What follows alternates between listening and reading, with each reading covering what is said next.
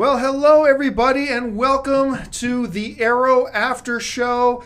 Here, coming to you from, of course, my YouTube channel, and I am so very glad that you guys have decided to join us today. My name is John Campea, and I'm going to be your host, your master of ceremonies today, if you will. And I'm going to start with the people joining me on my right, starting with Kaori. Kaori, how you doing? I'm good. This is a really good episode. I'm getting excited to talk about it. And of course, beside her is Anne. Hey, everybody. Thanks for joining us again. Yes, thank you all for joining us so much. And we hope that you guys had a chance to watch the episode. Obviously, don't complain to us if there are spoilers because this is an after show. We're going to be talking about Arrow, Season 2, Episode 8. And for this Wednesday, December the 4th? Yes. Yep. 2013. We just saw it, of course. This, I guess, is the episode called The Scientist. The Scientist. Leading up to the mid-season break coming next week. So we're going to start with our general impressions of the show. So, Kaori, let's start with you. Just short and quickly, your quick general impressions of this episode. So much going on, but all things were going on were really, really good. I really like the intro of Barry Allen. I like the romance going on with Felicity Smoke. I like the island scenes a lot, and even having Malcolm back and trying to get his daughter back. I liked all of it. And what about you? Somebody mentioned in the chat last week that we don't give the writers enough credit when they introduce new people into the show. And I have to say, you're right. We should give them credit because tonight I love the introduction of Barry Allen. I was so incredibly pleased with the actor and the way he portrayed this character and just everything about the elements of the character that they took from the comic and put into the show was amazing. And like you said, there's just a lot going on. Everything that's happening with Brother Blood and Grundy, the tension between Moira and Malcolm. And then we're starting to see some superhuman abilities enter the show, which I wonder what you guys think of that, but I'm sure we'll talk about it. So I'm very pleased with this episode. Yeah, I got to tell you, look, I'm the type of guy who I don't like, whether I'm talking about movies or I'm talking about TV shows, whatever. I like to find in the shows or movies that I love, I like to find the things that I think should be improved upon, because that's the way I kind of love something, is to say, hey, I love this so much, I want to see you get even better.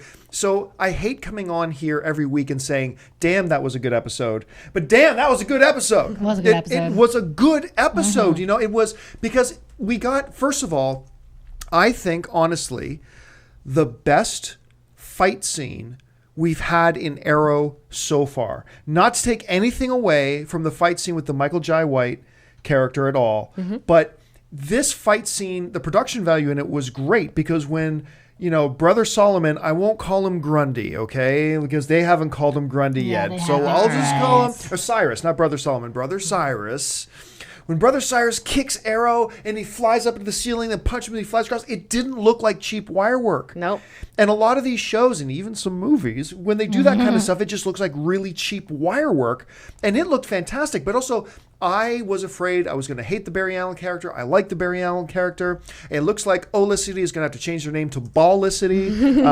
Flashbacks. I mean, it was nice having, you know, Summer Gao in there, like the role that she played as well. We're learning there's more going on there. I got to tell you, other than a couple of, once again, completely inconsistent Thea moments, other than that, this was a terrific episode. I was really happy with it. So look, here's what we're going to do here, guys. We're going to talk about our positives and negatives. We're going to run down. And then if you guys are watching us on YouTube right now, which obviously you must be, leave your thoughts and questions in there, because Anne is keeping her eye on the chat board. We're all keeping our eye on the chat board, actually. And we're going to spend the last part of the show just taking your questions and your observations in the chat board. So you can start, you don't have to start firing them in there now, but if you want, you can, or you can wait till a little bit later in the show to do that. So Anne, Yes. Let's start with you. Let's start with negatives. Let's actually start negative today. So negatives. Okay. What do you think were some of the down things, the things that could have been improved upon in this particular episode? There weren't many for me. Like you said, there were some unnecessary Thea moments, and but for me, typical CW, every episode has to have some sort of party. Yeah, everything. There's always got to be a party. Whether it's Arrow or we're watching Vampire Diaries or originals. Yeah, there's always a party. There's the town's always got a party. A town party or event or something happening. And of course, Moira being out of jail, they have to throw this party.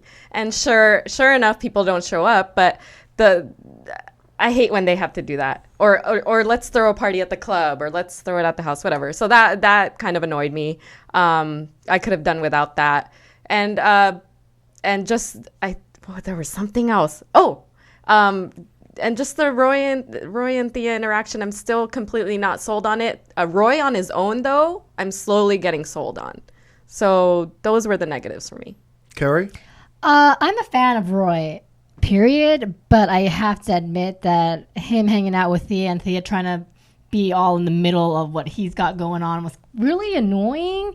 And one annoying thing that I found inconsistent and didn't make any sense whatsoever is that he was able to take a picture of the dead guy. I guess in that town you can just walk right up to a crime scene, up to a dead body, and take pictures. Exactly, and there were cops out there, and he ran.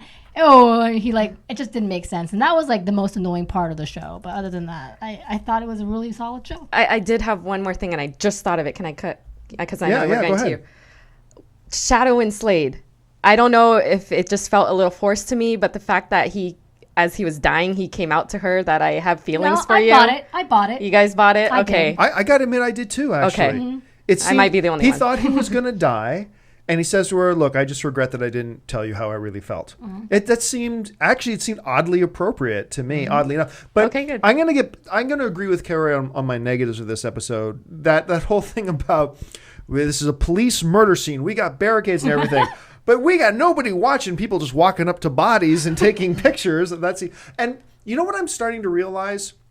I've been talking about this season how I really don't like the Thea character. Mm. But what I'm realizing more and more, but I'm finding out what it is I don't like about her. And I think that is the way the writers who do a magnificent job on the show. Yes. But the way the writers handle her extremely inconsistently. Mm-hmm. She's hot one second, cold the next. Now, granted, guys, we know that's women, right? But even more, come on now, even more so than normal women. It's like there was a scene at the beginning where she's talking to her mother and she says, "I love you too, Mom." And then I said, what did I say? I said, until I find the next irrational reason to hate your guts and act all pouty, But then, but she's so angry at Roy for going out and doing stuff in the street. But then in the same breath, she goes, "Oh no, you go find your friend's killer." Yeah, I'm totally with you now. It's like, I think the problem I have with the character is the fact that she's written so unevenly. I'd like to see a little bit more consistency brought to her, and I got a feeling I might be able to buy into her a little bit.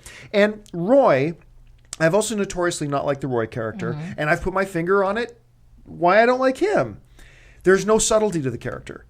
Everything is, I'm a broody street guy, and yet I'm the purest of honorable hearts, and I can do this without you, vigilante. Like everything is set to 10. Like there's absolutely no subtlety, and I don't know if that's an issue with the actor. Uh-huh. I don't know if that's an issue with, like Thea, with the way that he's written, but it's fixable.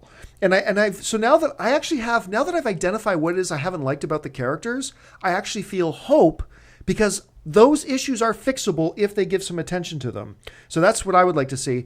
As far as anything else goes, I'm drawing blank as far as what are the negative things to say about the show. I think this might have been my favorite episode as far as Flashbacks to the Island goes. Mm-hmm. All that. Anyway, now I'm getting into positive territory. So let's go to you. We started you with negative. Boom. Let's talk about some of your positives about Episode 8 of Arrow. Okay, can I have like an hour to talk about this? Yes, go. Okay, so Barry Allen, number one. I loved the character, loved the introduction, loved the lightheartedness, loved everything about how he was consistently late. That's very consistent with the comic books. He is dorky like Felicity, and I love how the interaction between the two, the whole episode. Mm-hmm. I totally bought it. I was totally sold on that relationship and want to see it happen. And I really want to see more of Barry Allen. I just the little amount we had, I was like, oh my gosh, please more. And all of the comic book, I don't know, comic book references that they're doing with the lightning and him being around the chemicals, and you're thinking, oh my gosh, this is going to happen now. Is the lightning going to strike the chemicals? Is he going to turn into the Flash now? Those kinds of things were exciting for a comic book fan. Oliver alluding to the fact that something happened on the island, a battle happens on the island with somebody stronger, something that has to do with the serum, and obviously we're thinking Deathstroke is coming.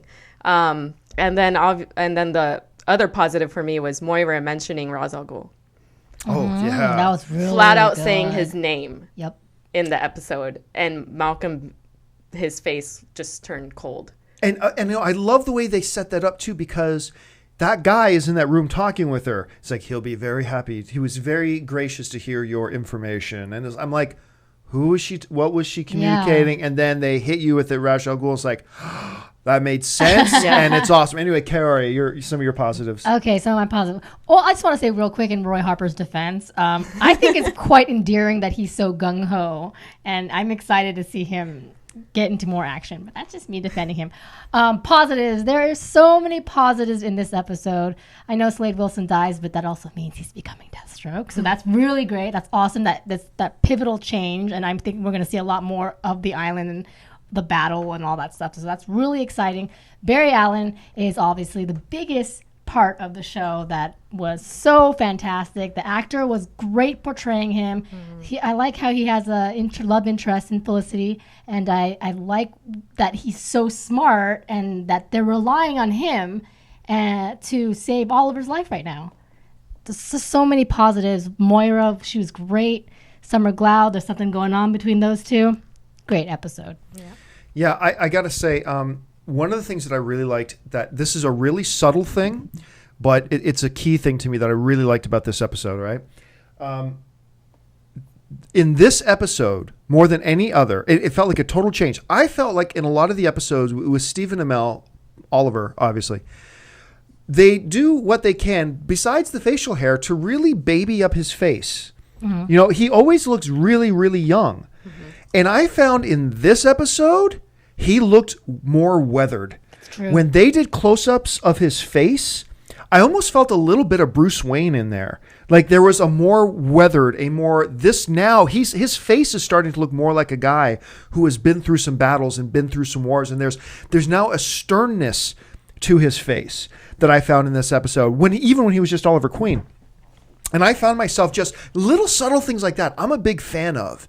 And so when they were doing that and dropping that in there, I thought this is really good, especially when he's like, he came across as an adult when he's talking to Barry Allen. Yeah. You know, because now, and it's not just because Barry Allen was younger, but he was like, look, Oliver Queen, it's the first time I felt like he's the man, you know? And that, just little subtle things like that is what did that for me. I already mentioned the flashbacks to the island. I thought that was great drama, finally getting in there. Slade, you thought it was a negative. I thought it was a positive about Slade. Finally just coming out and professing what his feelings were. But he didn't overdo it. They didn't make it hammy. They made it dramatic and very manly, actually, at the same time, the way they did that. So I thought that was really cool. I already mentioned the fight with Brother Cyrus. I am also a big fan of the dynamic that Barry Allen brought into it. I really liked his character, and I was very worried about how he would come across. I was afraid it was going to feel forced and it would all be all these speed jokes and quick jokes. And rather, they did a couple of very subtle jokes about him always being late, which I thought was really funny, and that added to it. I love the dynamic, actually. There's a very cute dynamic between Felicity and Barry that could have been cheesy and hammy. They didn't overdo it. And that's really the key phrase here. They didn't overdo it. I felt like they did all these really cool things without overdoing it, and I thought that was really cool. The one question, though, the thing I question about a little bit is the fact about how quickly and easily they brought Barry into the sanctuary, into the Arrow Cave, if you will. They had no choice. They didn't know any other medical people or doctors. This guy they just met that they already know lied to them the day before. Okay, I'm willing to let that go, but for me, I just thought it was killer. And you're right, and everything about the fact that Moira, I think I'm liking her more and more as a character. I've never not liked her. Yeah, and I've always liked her, but I'm liking her more and more. And the fact that the way the actress carried herself and presenting this very strong front to Merlyn about I've got you by the balls now. Yeah. Just so you know, I've got you by the short and curlies. I really did like that. And so I thought that was really cool. Just a great, dramatically, one of the better episodes of Arrow so far. And because it wasn't just all action and fighting, although we had some great stuff with Brother Cyrus, Solomon Grundy, but there was dramatically, and you know what? That scene, the party scene where he's throwing the party for his mom, and they walk into the room and it's empty, that was supposed to have an emotional impact, and it did. Right here. Hit me when he walked in and realized it's an empty room. I felt terrible for Moira at that point. So they set it up and choreographed it perfectly. Just look, I'm rambling like a fanboy here, and I hate sounding like a fanboy because I like to talk about the negatives and things too, but I really loved this episode. So no Laurel.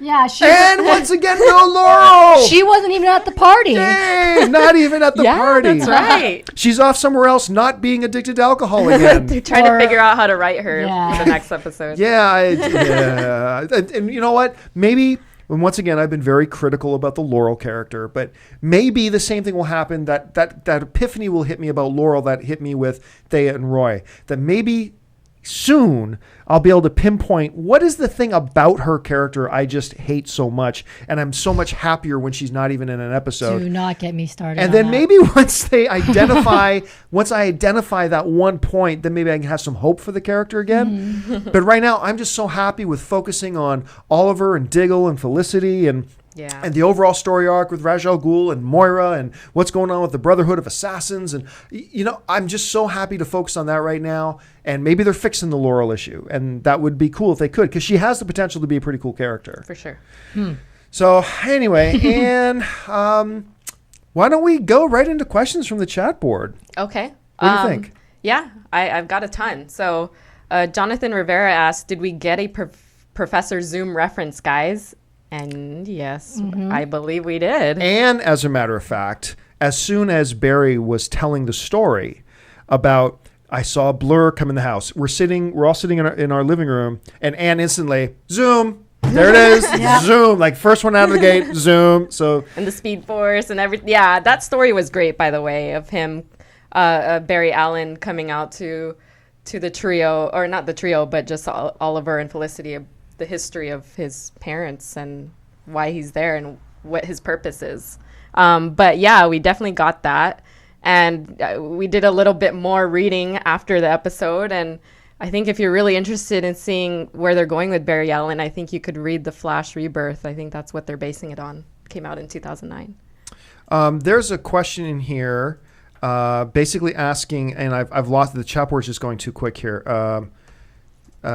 Basically, the question was, because I've lost it. Sorry, guys. The chat board is just going by too quickly. But the question was, and I'm sorry I didn't get who it was that was asking it, but they're basically, hey, are there going to be other DC-based television shows, and will we see those intersect with Arrow? And one of the shows that they mentioned in the question was Gotham, because Fox is doing a show based on Commissioner Gordon. I don't think they're going to network cross though. That's the issue. That the thing, we're not going to see Gotham cross over with Arrow because we're two different. Those are two completely separate networks. If one's going to be on Fox, one is on CW. Never the twain shall meet. They will not cross over. No hope for that whatsoever. So don't even worry. Plus, I believe the Fox show is set in a different time frame than Arrow is anyway, because it's pre-Batman. There's no Batman in Gotham, and if I heard right, there's never going to be Batman references in that show Gotham whenever they finally get it going and get it rolling. So it's because it's going to be a Commissioner Gordon show. Okay, a younger Commissioner Gordon show. Okay, so back in the day of Gotham. So we're not going to see those types of crossovers. But I mean, going off of that question, J. Lawrence 1030 asked, do you think in future episodes and seasons that we could potentially have a crossover between Arrow going to Central City as the Flash came to Starling City? I mean, they are going to be on the same network if they do have a Flash show. Yeah, and it's important to point out that despite whatever plans they say they have right now, let's not forget The official final stamp green light on the Flash show has not been given yet. I mean, it looks likely that we're going to get a Flash show, but everybody seems to be just operating on this assumption, that it's been greenlit already and they're already making it. That's, as far as I know, that is not the case. It's probably going to happen, and they're looking at doing that, and they probably will eventually do that, but that's not the case. But if they do, in fact, and I don't know if Stephen Amell is watching this right now, and he's just laughing at us because he knows, and we might sound really stupid. But my guess would be, look, they're both on the CW network. It is therefore easy to cross over. Like CW right now, they've got 2 other shows. They've got the Vampire Diaries and the Originals, which are spin-offs of each other, and they already have characters crossing over in their shows. Help each other out all the time. Yeah, so since they're on the same network, and CW is all about increasing interest and viewership between their shows, that would make sense. So yes, if the Flash show actually gets going, I have very, very little doubt that you're going to see some Arrow characters and Flash characters crossing over from time to time. That's the way I see it anyway. All right. Ryden Scarnato asked, did Sarah double-cross them again? I think that's a good question. I don't think she did. I don't think she knows what she's doing. She doesn't know. She's just trying to protect herself. So I think that at this point, she's doing what's best for her own interest. And she's not trying to double-cross Oliver. I think she cares about him, but she wants to survive, and that's what she's doing. Yeah, I agree. I don't think so either.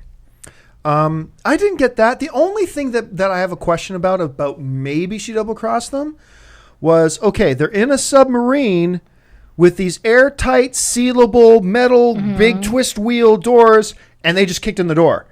So that door, why was that door not locked? That was probably just another, continuity error, like, oh, look, Roy can be on a police scene and just walk up to a body. That was probably it. But, you're in a submarine. I remember watching that scene when Ivo's men's kicked in the door. It's like, you can't kick in a submarine door. What's going on? So maybe she left it unlocked for them? I doubt it, though. I don't think that's the case. It also bothered me, now that you mentioned that scene, when they kick the door open and they point their guns directly at Shadow and Oliver, and she's just hanging out on the side, and that was kind of annoying. Well, something works itself out, because the beauty of this show is we get to see how she is now, current day. Yeah. And whatever, if she did double cross or whatever at that point in time, that's obviously over, because her and Oliver are getting along present day. I think he just understands that there was a dark time, and he's willing to forgive because he was in the same place. Right. I got to bring up this question that came in because I asked this very question when it happened in the show. And Darth Mischief 93 is asking, was anybody else bothered by Slade's inconsistent burn makeup? Yes. Especially when they enter the boat. Did I not say that? Yes, they enter the boat and I went, hey, did his face just like heal 50%? Yeah, his eye can open again. Because his face, when they were outside walking the jungle, his face, the half of his face was all completely black. His eye was completely covered over everything. And then they get into the submarine and it's like, oh, just a little black marks up here, a little bit, some red. But it's lighting. He's feeling much better now. Like, you're absolutely right, Dar. That was a pretty bad visual inconsistency. Okay, what else we got? Some comments about what we thought about Roy getting shot in the leg by Arrow. Oh, I didn't like it. I loved it. I liked it. Did. Slap that boy. Come on. You can't stand up to Arrow like that. It just felt really. I don't need you. Yeah. Me and my friends are going to handle this. Yeah, really? Which made that part made no sense Who? either. You and who? Thea? That was a boom. Oh, look, bitch. Now there's an arrow in your leg. What you going to do now? He just needs this lesson. It's in the leg. He's okay. He's going to survive. He was protecting him.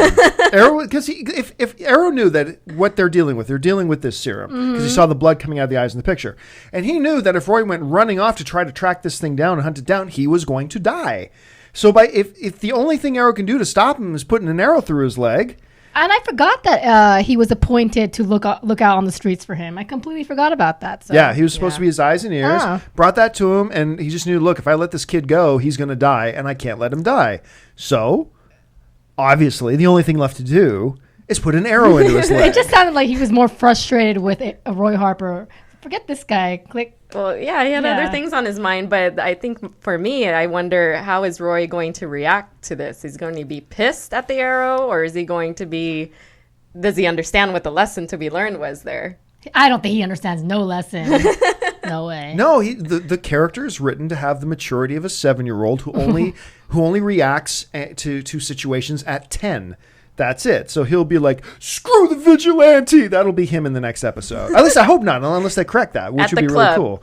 At the club. During Thea's next party. Or the next city party. Okay, what else we got to do? All right, Bruce Wayne is in our chat. Oh, all right. And he asked, do you think Ra's al Ghul shows up this or next season? I think this season. But that's obviously major prediction. Definitely not next episode, but he's going to have to come out. And so I still have that theory that he's going to have to come out and get Oliver / Black Canary and maybe even Merlyn to team up. And something's going to happen. Something's going down. What do you think, Ann? I would hope to see him at the end of the season. Because remember when we first started the season, we thought, oh, they're never going to mention Ra's. Like, never. And then they did. And then this episode, they said his name flat out. Yeah. Without question. So they're definitely going there, and I think it'll happen. I'm hoping the season finale. His daughter's coming. So. Yeah, we do not know that for a fact. Not Talia al Ghul, but rather Nisa al Ghul is coming. We know that. I wouldn't be surprised. We're only halfway through the season. And we're not even technically halfway through the season yet. So we've got a lot of the season to go. There's still a lot of room for Ra's al Ghul. It all depends on how much more they want to get into Merlyn. Because I have a feeling that they're going to tie Ra's al Ghul's arrival not with Sarah, but rather with Merlyn. That's what it's going to be tied in with. And I don't think Merlyn is supposed to be on a lot of episodes this season. We may not see him again till near the end of the season. No, I love him. I do too. I love that character as a villain. I mean, I've always said that the best villains are the ones who think they're the good guys. They're the best villains. The ones who think they're doing things for the right reason are the scariest people. Mm-hmm. And because there's a conviction that comes with a self-deluded righteousness. And Merlin's one of those guys. You know, he didn't just want to destroy the city because I'm evil, I want to destroy the city. No, he, in his own warped way, he thought he was doing good by wiping out all those people. And that's what makes him such a scary and a great villain. And I want to see more of him. I really do. Okay, let's take a few more. Okay, so typically we don't talk about this subject, but I know there are many female viewers that watch Arrow because of this. Okay. Penis size. 02. Yes, exactly that. And not Stephen Amell's abs. But what's your opinion on Oliver's feelings towards Felicity this episode? Do you think he's jealous? And we never really talk about Felicity in our shows, so maybe we should a little bit. Because that is a driving force in the show. Honestly, the feeling I got was that he is completely removed. Honestly. And I know the people who are big fans, who count themselves as fans of Felicity, as they are called. For those of you who don't know, Felicity are the people who want to see Oliver and Felicity together. I got a sense more this episode than any other complete separation. I almost feel like he's looking more at her like a little sister now. Mm-hmm. But that was just one episode. I mean, maybe they'll change it again. Because remember, it was only an episode or two ago that I started feeling, maybe there are some feelings there that he's just not allowing to become a part of their experience. And that was one thing. And then in this one, it's like, oh, wow, totally detached. I didn't sense any feelings. What about you guys? I felt that he was kind of more puzzled at, is this happening? But then he didn't really care at all. He invited Barry Allen over to his empty house party because he knew it would make Felicity happy. I mean, I think he knows that he could never have a true relationship with Felicity at this stage in his life. So he just wants her to be happy, and he's okay with Felicity having this relationship grow or not, because Iris might come in the next, I don't know, who knows. I'm just speculating here. And Felicity seemed to handle it quite well herself. She didn't seem to miss Oliver whatsoever. Yeah. So that's true. Well, it just takes one man to forget the other, right? All right. This one is coming to us from Nick D. Giameco, who writes, do you think Arrow and Merlyn might end up teaming up to stop the League? It's a great question, and I think I might surprise with my answer. Yes, I think it's possible. And here's why I think it's possible. It's not an underused plot device for enemies in comics or movies or TV shows to team up in a desperate time to fight a greater threat. We have a greater threat on the horizon, it's Ra's al Ghul, and it's the League of Assassins. But the reason I think it's possible, I'm not predicting it will happen, but the reason I think it's possible is because of Thea. If the League and Ra's al Ghul become a threat to Thea, then it's very conceivable that near the season finale that we could see Arrow teaming up with Merlyn to protect her. Because once again, Merlyn, the twisted sense of I'm the good guy, that whole thing, protecting his daughter, she's all he's got left. I'm not saying that's what's going to happen, but I think under those circumstances, it becomes very conceivable and very believable. What do you guys think? I mean, I think I've mentioned this in the past couple of episodes of our after show that is my theory, that's going to happen. And yeah, I think Thea is a good reason why they would team up. And also maybe that's also a good reason why Roy Harper may become a stronger character as well. So I am gung-ho all for that theory. Anne? Yes. Yes to everything you guys said. I'm on board. Okay, so there were a couple people asking us what we think Oliver was actually injected with at the end of the episode. I mean, I didn't even think about it twice. They went to that facility because that's where they keep all the sedatives. Mm-hmm. That's the only place where they keep enough sedatives. Now they kept more stuff than that there. But as soon as he fell into that crate and then it showed that he had a couple of the needles stuck in his leg, I just assumed sedative. Could be wrong, though. It could be a lot more dangerous than that. Maybe he's ODing on sedatives. Maybe it's another type of drug. But my assumption was sedatives. Did you guys think anything different? I thought sedatives as well. Same thing. But, I mean, the fact that it's an Argus building, they could have any type of serum drug in that building. But obviously, Arrow is not going to die. So it's something that can be cured. All right, let's take a couple more.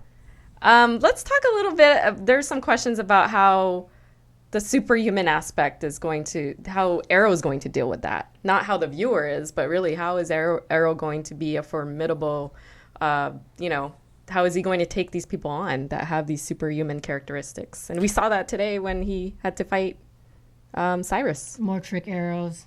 There's the answer. I think they did a great job in the episode today showing he has to be a better fighter. So he has to hit his opponent 15 times for every one time his opponent hits him. And you know what? That's one of the things I loved about this episode. It felt like a fight between those two characters. It felt like it's a fight between a super strength guy and a regular guy who's just a master martial artist and a much better combat fighter than the stronger guy. And that's exactly how they're going to have to. Now, how will he fight against guys with other types of superpowers like speed or whatever? I mean, I don't really know. And I've said before, I hope they don't go too much into superpowers in Arrow. I don't mind the odd character here and there if they have an explanation like a super serum or something else. I don't mind that. I just hope that it's not every single episode is like Smallville where there's another kryptonite freak with some other type of super godlike power. I would get bored of that. But I like the way they handled it today. I thought they handled it great. Okay, let's see here. Some people speculating that Ivo is not dead, even though in this episode, I think Oliver does say he is, or he watched him die. Let's see. What do you think Merlyn hasn't told Moira about Oliver as the heir? Why do you think he hasn't told Moira?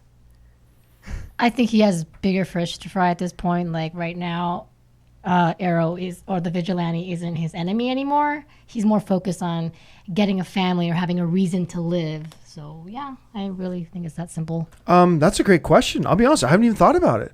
That's an excellent question. Why didn't Merlyn tell the mother? I mean, unless it's knowledge is power, right? Yeah. And that's a big big chip he's got in his hand now, Merlyn, that maybe he can use and leverage against Oliver later on. Because right now Oliver doesn't even know Merlyn's alive. So that's true. That could be it, but it's a great observation. I hadn't even thought about that. All right, let's take one more question. Speaking of observations and great ones, I would have to look myself, but Tom Snow says that he recently rewatched the pilot episode and saw Isabel's name listed under Adam Hunt's.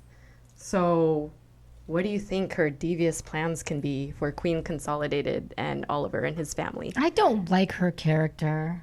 At By all. the way, sometimes when she slept with him, that was fine. But after that, it was just not working out.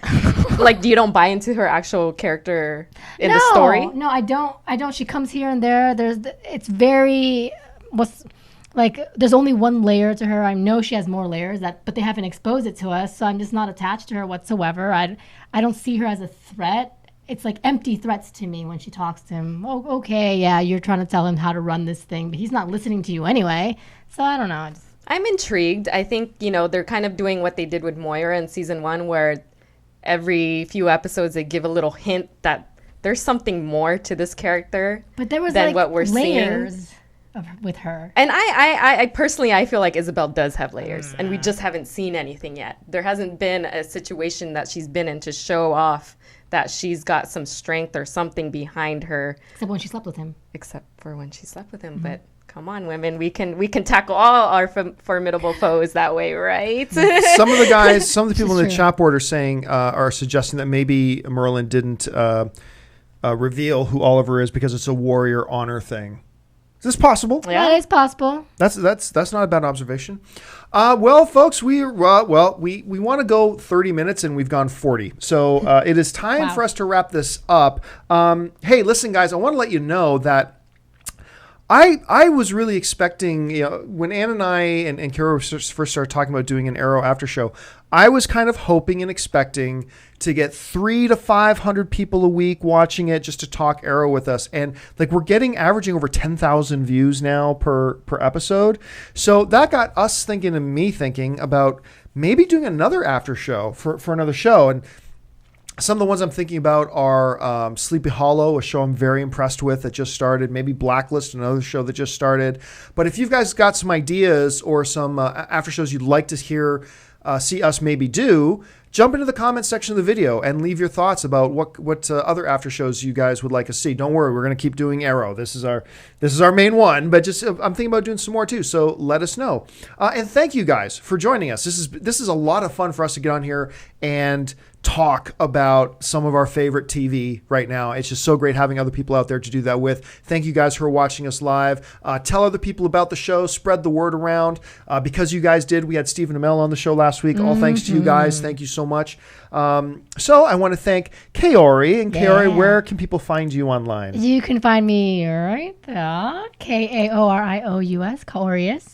And Ann? You can find me by my name at Ann Campea, right below there too. And you guys also have another YouTube show. Yeah, we just started it. Team Amazing. You can follow our Twitter at Team Amazing. Yes, and we also have our YouTube video, our very first one. So check it out on YouTube, Team Amazing. It looks an awful lot like this one because they shoot it here. But it's great. You guys should check that out. And you can follow me if you're a movie fan. My day job, by the way, is I run the online stuff for AMC Movie News. And so you can catch my daily show on YouTube at our AMC Theaters YouTube channel. It's called AMC Movie Talk. We talk every day about movies, so you can find us there.